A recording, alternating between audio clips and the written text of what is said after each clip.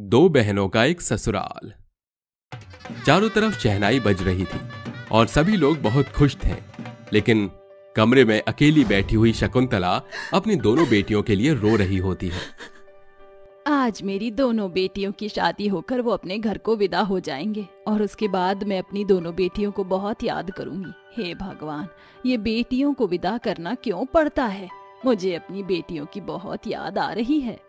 शकुंतला अपने कमरे में बैठी हुई रो रही थी कि तभी उसकी दोनों बेटियां उसके कमरे में आती हैं और उसके आंसू पोंछते हुए कहती हैं, अरे माँ देखना फिर से रोने लगी। अरे मैंने कितनी बार समझाया आपको, हम उस घर में जा तो रही हैं लेकिन आपसे मिलने आती रहेंगी। माना कि हमारी शादी हो रही है और हम अगले घर जा रही हैं, लेकिन आप हमारी माँ हो, इसका मतलब ये नहीं कि शादी करके हम आपको भूल जाएंगे। हम रोज आपको फोन करेंगे, वीडियो कॉल करेंगे और आपसे बात किया करेंगे। शकुंतला अपनी दोनों बेटियों के सिर पर हाथ रखती है और उनसे कहती है, मेरी प्यारी बेटियों, मैं तो बस इतना ही चाहती हूँ कि तुम आ गए घर में जाने के बाद अपनी सभी जिम्मेदारियों को अच्छे से समझो और सबका अच्छे से ध्यान रखो, लेकिन अपनी माँ को मत भूलना बेटियों। मैंने तुम्हें बहुत प्यार से पाला पोसा है। मैं चाहती हूँ कि तुम आगे जाकर मेरा नाम रोशन करो और खुश रहो। शकुंतला की आंखों में आंसू होते हैं और वे दोनों बेटियों को गले से लगा लेती है, जिसके बाद में अपनी दोनों बेटियों को विदा कर देती है। कुछ ही देर में वो दोनों अपने पतियों के साथ गाड़ी में बैठकर अपने ससुराल पहुंच जाती हैं, जहां उनकी सास विशाखा गाड़ी से उन्हें बाहर निकालती है और कहती है, अरे अरे कितनी प्यारी बहू है मेरी, चलो चलो अंदर आ जाओ, आज तुम्हारा गृह प्रवेश है हमारे घर के अंदर। विशाखा अपनी दोनों बहुओं को घर के अंदर लेकर आती है और उनका गृह प्रवेश बहुत अच्छे से कराती है। देखते ही देखते शादी के कुछ दिन बीत जाते हैं और वो दोनों अच्छे से रहने लगती हैं। लेकिन एक दिन रिया सारे काम करने के बाद आराम से टीवी देख रही होती है। अरे वाह, क्या बात है, इतने सारे काम करने के बाद आराम से बैठकर टीवी देखने का तो मजा ही अलग है। रिया टीवी देख रही थी कि तभी उसकी बहन आरजू आ जाती है और उससे कहती है, जब देखो तुम यहाँ टीवी देखती रहती हो, चलो आज मुझे रिमोट दे दो, मुझे टीवी देखने का बहुत मन कर रहा है, कोई अच्छी सी मूवी देखना चाहती हूँ। ये क्या कह रही हो तुम? अभी मेरा यहाँ पहला सीरियल चल रहा है, पहले मैं अपना सीरियल खत्म करूंगी, उसके बाद तुम मूवी देखना। जब देखो तुम ऐसे ही करती हो, हमें दहेज जितना भी मिला है उस पर दोनों का बराबर हक है, लेकिन तुम हो कि सिर्फ और सिर्फ अपना हक ही दिखाती हो। ऐसे कब तक चलता रहेगा? देखो इस टीवी पर जितना हक तुम्हारा है उतना हक मेरा भी है, तो इसलिए तुम अभी चली जाओ और मुझे टीवी देखने दो। नहीं, मैंने कहा ना, मैं ही देखूंगी। देखते ही देखते दोनों में टीवी को लेकर बहस होने लगती है। वो दोनों टीवी का रिमोट एक दूसरे से छीनने लगती हैं। कभी आरजू रिमोट अपनी तरफ खींचती तो कभी रिया अपनी तरफ खींचती। तभी वहां उनकी सास विशाखा आ जाती है और उनसे कहती है, अरे बहू, तुम दोनों ये क्या कर रही हो? अरे बस करो, इतना क्यों लड़ झगड़ रही हो? ये मेरा टीवी है। नहीं नहीं, ये मेरा टीवी है। विशाखा किसी तरह अपनी दोनों बहुओं को समझाती है। देखो बहुओं, घर में जितना भी दहेज आया वो सब तुम्हारा ही तो है, तुम्हें इस बात पर लड़ने की जरूरत ही क्या है? लड़ना बंद करो, और अगर किसी भी चीज का इस्तेमाल कर रही हो तो दूसरे को थोड़ा सा इंतजार करना ही होगा। विशाखा की बात सुनने के बाद दोनों ही अपना अपना मुंह बनाकर अपने कमरे में चली जाती हैं। ऐसे ही एक दिन आरजू खूब सारी शॉपिंग करके घर लौट आती है। उसे बहुत जोर से गर्मी लगती है, जिसके चलते वो एसी ऑन कर देती है। अरे वाह, क्या बात है, कितना मजा आ रहा है इस एसी की हवा खाने में। काश ये एसी मेरे कमरे में होता तो रात भर कितना मजा आता। रिया ये सब दूर खड़ी सुन लेती है, जिसके बाद वो अपने मन ही मन सोचती है, अरे बाप रे बाप, इसका मतलब अब मेरी बहन का सारा ध्यान इस एसी के ऊपर है। अगर ये एसी के कमरे के अंदर लग गया तो मुझे तो ठंडी हवा खाने का मौका ही नहीं मिलेगा। ये तो बहुत तेज है, मैं ऐसा कभी नहीं होने दूंगी। ये एसी तो मेरे कमरे में ही रहेगा। रिया तुरंत अपनी सास विशाखा के पास जाती है और उससे कहती है, माँ जी, रात को हमारे कमरे में बहुत ज्यादा मच्छर काटते हैं और आपको तो पता ही है हमारा कमरा गार्डन की तरफ है, जहाँ एक बहुत बड़ी खिड़की है, वहाँ से बहुत सारे मच्छर कमरे के अंदर घुस आते हैं। रात भर मैं और पवन जी बहुत बुरी तरह परेशान हो जाते हैं। क्यों ना आप हमारे कमरे में एसी लगवा दो, ठंडक रहेगी तो मच्छर नहीं होंगे। अच्छा बहू, ऐसी बात है, चल कोई बात नहीं, मैं एसी वाले को बुलवा लूंगी और हॉल में से एसी हटवा कर तुम्हारे कमरे में लगवा दूंगी। अगले दिन ही जैसे ही एसी वाला आता है, वो हॉल में से एसी ले जाकर रिया के कमरे की तरफ ले जाने लगता है, जिसे ले जाते हुए आरजू देख लेती है और अपने मन ही मन सोचती है, मतलब अब मेरी बहन ने एसी पर भी कब्जा कर लिया है। मैं ऐसा नहीं होने दे सकती। अगर एसी उसके कमरे में चला गया तो मुझे गर्मी में मरना होगा। वो तुरंत एसी वाले के पास जाती है और कहती है, अरे भाई, ये तो तुम किसके कमरे में लेकर जा रहे हो? तुम गलत कमरे में लेकर जा रहे हो। इसे तो मेरे कमरे में लगाना है। चलो मेरे साथ, मैं अपना कमरा दिखा देती हूँ। आरजू ऐसा कहने के बाद एसी वाले को अपने साथ अपने कमरे में लेकर जाती है, जिसके बाद वो उस एसी को अपने कमरे में ही लगवा देती है। जब रिया को इस बात की खबर पड़ती है तो वो गुस्से से आग बबूला हो जाती है और अपनी बहन के कमरे में आकर अपनी बहन से कहती है, ये दहेज का जो सामान है, इस पर तुम्हारा ही नहीं मेरा भी हक है। अरे कल तक तो तुम मुझे टीवी पर सुना रही थी और अब तुम एसी को अपने कमरे में लेकर आ गई। देखो, ये एसी तुम्हारा नहीं बल्कि मेरा है। इसे मेरे कमरे में होना चाहिए। देखो, बहुत हुआ। हर चीज पर तुम अपना हक नहीं जमा सकती हो। पहले तुम टीवी के ऊपर अपना हक जमा रही थी और अब मैं इस एसी को अपने कमरे में ही लगाना चाहती हूँ। ऐसा नहीं हो सकता। माँ ने हमें जितना भी दहेज दिया है उस पर हम दोनों का बराबर हक है, लेकिन तुमने तो मुझसे बिना पूछे ही एसी को अपने कमरे में लगवाने के लिए मंगवा लिया। देखो, तुम मेरी बड़ी बहन नहीं हो, तुम जानती हो ना बड़ी मैं हूँ, तो मेरा हक पहले बनता है हर एक चीज पर, इसलिए मैं जो चाहूंगी वही होगा। रिया और आरजू फिर से एक दूसरे से बहस करने लगते हैं, जिसके चलते उनकी तेज आवाज की वजह से विशाखा की नींद खुल जाती है और उन दोनों के पास वो चलकर आती है। हे भगवान, बहुओं, तुम दोनों ने तो हद ही कर दी। जब देखो दहेज के पीछे लड़ती ही रहती हो। क्या तुम्हारी ये लड़ाई कभी खत्म नहीं होगी? अपनी सास को बीच में बोलते हुए देख दोनों एकदम से चिल्लाकर कहती हैं, आप बीच में मत बोलिए माँ, ये हम दोनों की लड़ाई है। अपनी दोनों बहुओं को इतनी ऊंची आवाज में सुनते हुए देख विशाखा को बहुत तेज गुस्सा आता है, जिसके बाद वो एक आरी लेकर आती है और अपनी दोनों बहुओं के दहेज के सामान को आरी से काटने के लिए आगे बढ़ती है, जिसे देखते ही आरजू और रिया विशाखा को रोकते हुए कहती हैं, अरे अरे माँ जी, आप ये क्या कर रही हैं? अब इतनी बड़ी आरी से इस एसी को काटने वाली हो? नहीं नहीं माँ जी, ऐसा मत कीजिए और इससे हमारे एसी को मत काटिए, वरना ये किसी भी काम के लिए नहीं बच पाएगा। अरे जब देखो तुम दोनों इस एसी के पीछे लड़ती रहती हो। आज मैं इस एसी के कलेश को खत्म ही कर दूंगी। तुम्हारे दहेज में तुम्हारी माँ ने जितना भी सामान दिया था, आज मैं उन सभी को 2 हिस्सों में बांट दूंगी, जिससे एक हिस्सा तुम रख लेना और एक हिस्सा तुम रख लेना। दोनों का दहेज का बंटवारा हो जाएगा। अपनी सास को ऐसी बात बोलते हुए देख आरजू और रिया दोनों ही संकोच में पड़ जाती हैं, जिसके बाद उन्हें अपनी गलती का एहसास होता है और वो अपनी सास से कहती हैं, माँ जी मुझे माफ कर दीजिए। आज के बाद दहेज के पीछे मैं कभी नहीं लड़ूंगी। मेरी बहन को जो चाहिए वो रख लेगी। कम से कम इसमें मेरी माँ के लिए दिए हुए मेहनत के पैसे और उनके दिए हुए सम्मान की बेकदरी तो नहीं होगी।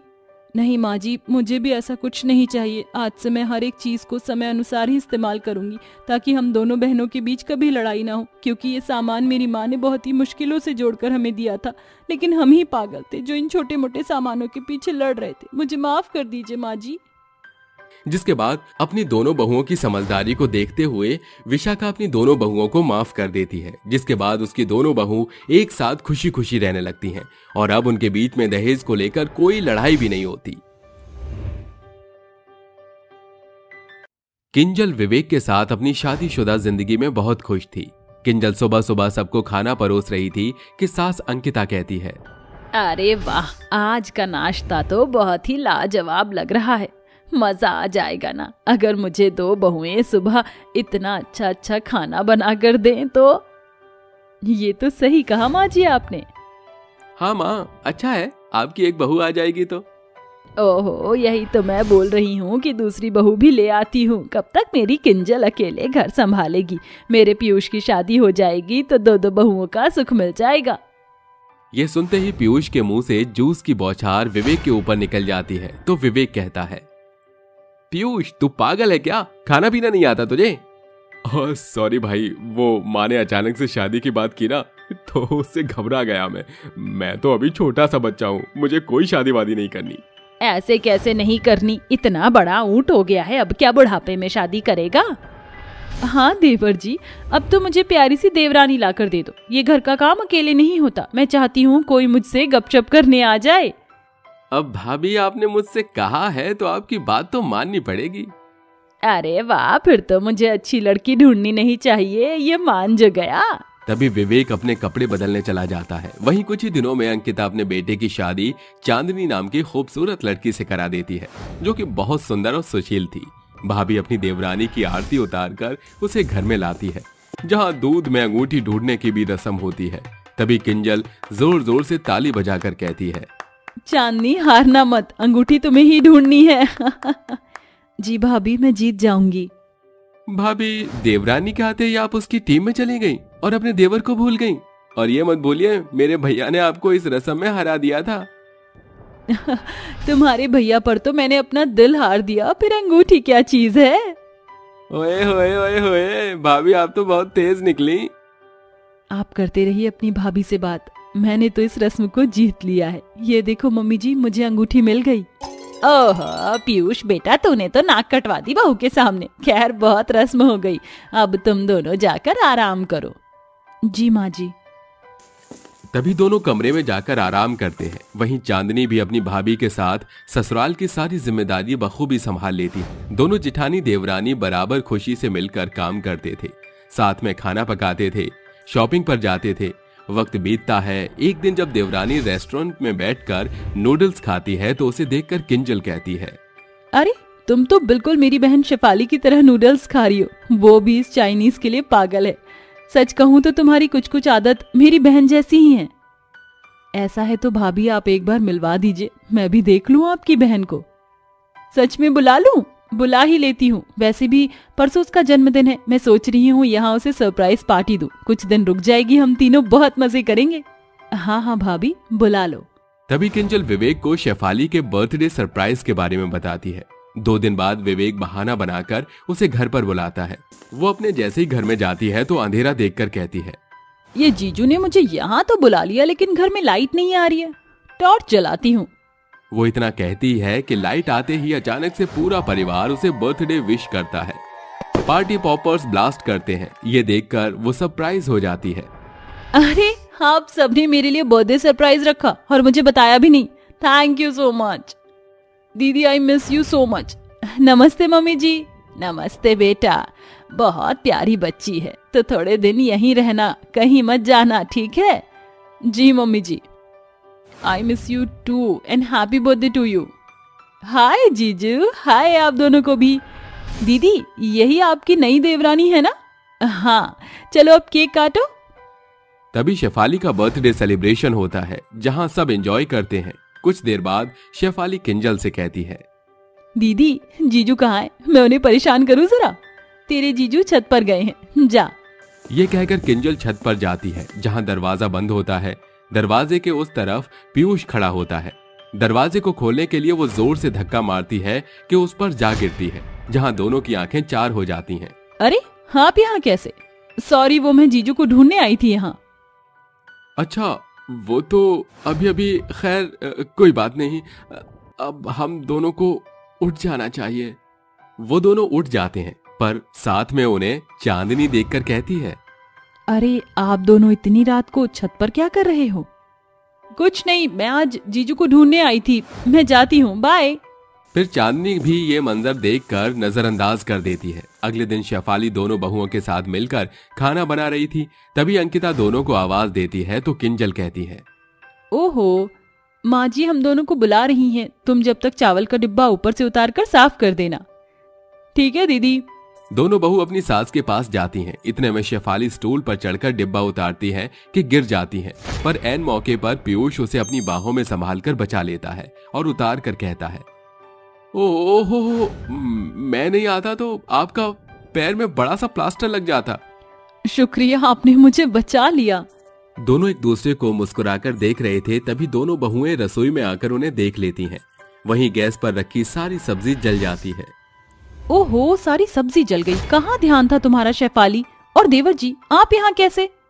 अरे ध्यान कहीं और होगा तो सब्जी क्या, दिल भी जलता है। क्या कहा चांदनी तुमने? कुछ नहीं।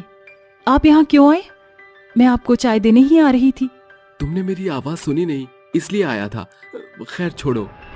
अगले दिन दोनों शेफाली शॉपिंग करने गई थी कि पीयूष उसे वहां भी मिल गया। अरे आप यहाँ? मैं घर ही जा रहा था, साथ में चले? ठीक है। तभी शेफाली उसकी कार में बैठ जाती है, जहां दोनों एक दूसरे से बहुत सारी बातचीत करते हैं। फिर 2-4 दिन बाद और घुल मिल जाते हैं। घर में दोनों को एक साथ खिलखिलाता हुआ देखकर चांदनी अक्सर अंदर से कुढ़ा करती थी और कहती थी, कहीं मैं जो सोच रही हूँ वही सच तो नहीं।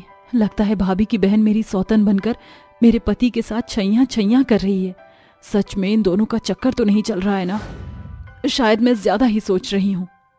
कुछ देर बाद ही जब शेफाली अपनी बहन की साड़ी पहनकर और चांदनी की तरह बाल बनाकर रसोई में खाना बना रही थी, ये देख पीयूष उसे पीछे से जाकर पकड़ लेता है और कहता है, अरे वाह चांदनी, आज तुम साड़ी में बहुत अच्छी लग रही हो। तभी चांदनी उन दोनों को रसोई में ऐसे देखकर अलग करती है और खींचकर शेफाली के चांटा मारकर कहती है, छी, मेरी भाभी की बहन मेरी सौतन बन जाएगी, ये मैंने कभी सोचा भी नहीं था। और पीयूष, तुम मुझे धोखा कैसे दे सकते हो? चांदनी, तुमने जो देखा गलत देखा और मुझे भी गलत फहमी हो गई। मुझे लगा वो तुम हो, इसलिए मैंने गले लगा लिया। मैं नहीं जानता था कि शेफाली है। ये सच कह रहे हैं, इन्होंने आपको ही समझा था। तभी शोर सुनकर अंकिता और किंजल भी वहां आ जाते हैं, जिसे रो रोकर चांदनी सब कुछ बता देती है। फिर शेफाली अपनी बहन को समझाती है, पर वो भी उसकी एक नहीं सुनती। मेरी हिम्मत ही मारी गई थी जो मैंने तुझे यहाँ बुलाया। मुझे शर्म आती है कि तू मेरी बहन है और मेरी देवरानी का घर उजाड़ रही थी। नहीं नहीं दीदी, मेरा यकीन करो, मैंने ऐसा कुछ नहीं किया। हम दोनों के बीच ऐसा कुछ भी नहीं है, ये बस एक गलतफहमी है। चली जा मेरी नजरों के सामने से। ये सुनकर शेफाली रोते हुए अपने कमरे में चली जाती है। पीयूष चांदनी को बहुत समझाता है, लेकिन वो कुछ नहीं सुनती। वहीं अगले दिन शेफाली सबके उठने से पहले एक लेटर लिखकर चली जाती है, जिसे चांदनी पढ़कर कहती है, किंजल दीदी, चांदनी दीदी, पता नहीं आपने मुझे कैसे देखकर जज किया है, लेकिन मैं ईश्वर की कसम खाकर कहती हूँ कि मेरे मन में पीयूष को लेकर कुछ भी नहीं है। हमने बस साथ में बात की है, उसके अलावा कुछ नहीं। मेरे रहने से इतनी बड़ी प्रॉब्लम हो गई, इसलिए मैं घर छोड़कर जा रही हूँ। मेरी वजह से जो भी हुआ उसके लिए सॉरी। हे भगवान, ये मुझसे क्या हो गया? मैंने इतना गलत समझा। हे भगवान, मुझे अपनी बहन को समझने में इतनी बड़ी भूल कैसे हो गई? बहुत गलत किया तुमने उस बेचारी के साथ। तभी ये लेटर घर में सब पढ़ते हैं। फिर चांदनी शेफाली को कॉल करके माफी मांगती है, जिसके बाद सब ठीक हो जाता है और शेफाली की शादी कहीं और हो जाती है।